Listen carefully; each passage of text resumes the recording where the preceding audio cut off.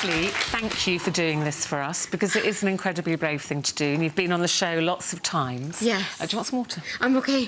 I'm all right. I think sure? I'll probably spill it. So, you look incredible. We know you work out a lot. You know, your husband's a personal trainer, you've trained as a personal trainer, you love the gym and keeping fit, so you look fantastic. But this is not about fitness and looking great or being slim, is it? No, not at all. And you only, you know, your research team only asked me yesterday to do this. I knew I was always coming on the show, but to be in a bikini, we only decided yesterday, so it was a very split decision. And did you sleep last night? Well, no, I didn't sleep at all, but at first I did say no, because I didn't feel comfortable. But then I thought about it after about 10 minutes, and I thought, my whole thing is trying to get women to be more confident about their bodies, no matter what size they are, and to show that you can change the way that you look if you want to.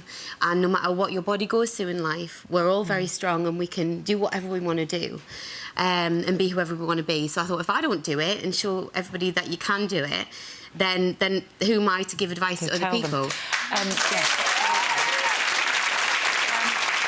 You say there, you know, what your body's been through, and compared to most, your body's been through an awful lot. Just explain the scars that you wanted to talk about today and let us show where they are. OK, so we'll start, I suppose, from the bottom up. So I won't go too low, but this is...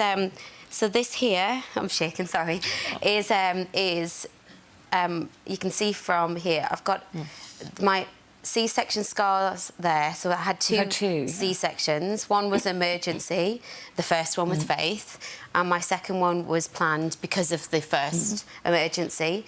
And then I had my total hysterectomy, which you can see starts here and it goes all the way down to there.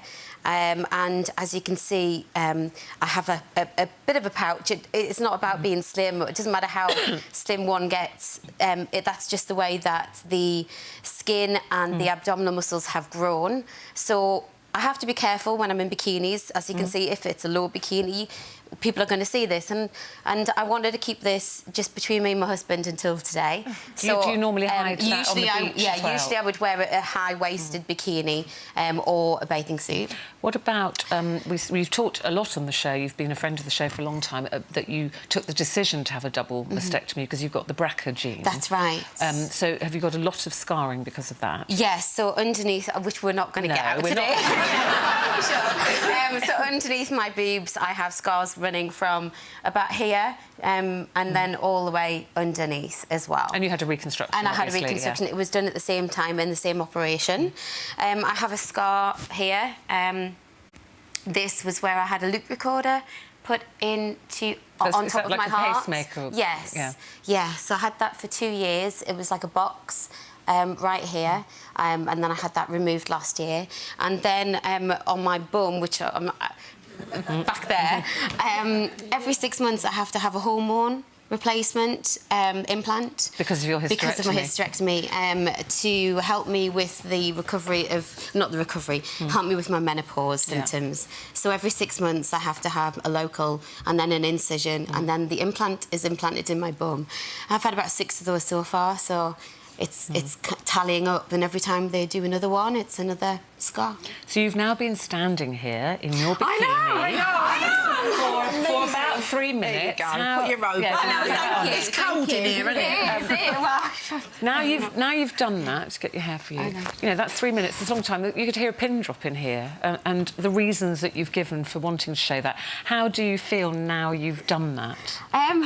It's kind of invigorating. I'm not sure. I feel... Do you understand how we felt having our photo? Absolutely. Do you know what? On the way here, I read your words, and you said that it was the scariest thing that you had ever done. Yeah. And we're all here to try and promote body confidence. And the only way to do that is to show people that you get through a tough time like that, which you did, but it still doesn't make it any easier. What have you learnt from all of this experience to tell your daughter? Because that's one thing that this is all about, part of telling your daughter. Yeah. So how has this helped you to be able to explain this to her? When that point comes where I have to tell Faith what's happened and that she may have to make the decisions that I did, it's a scary thought. Because you lost your grandmother and your great-grandmother to breast cancer. Yeah, and yeah, my grandma and her mum had the BRCA gene. They both had ovarian and breast cancer. My dad was the one who carried the gene to me, which meant that I now have the risk of carrying it to my children. So they could have it. She's only 5. And a few days ago, she said to me, she said, Mummy, have you had an operation with your boobies? And I thought it was a bit of a strange thing for her to say. I've never mentioned anything to her yet. She's only 5. And I said, Faith, where did you hear that from? And she got a bit coy, and then I asked her again, and she got really shy. And I didn't want to press it because I could feel like she was getting uncomfortable. But I don't know where she's heard that from. Is it from me talking about things flippantly? I'm so sorry to do this to you. It's okay. But we've got to go. Okay. We could talk Thank you. all day. Michelle Heaton, everybody.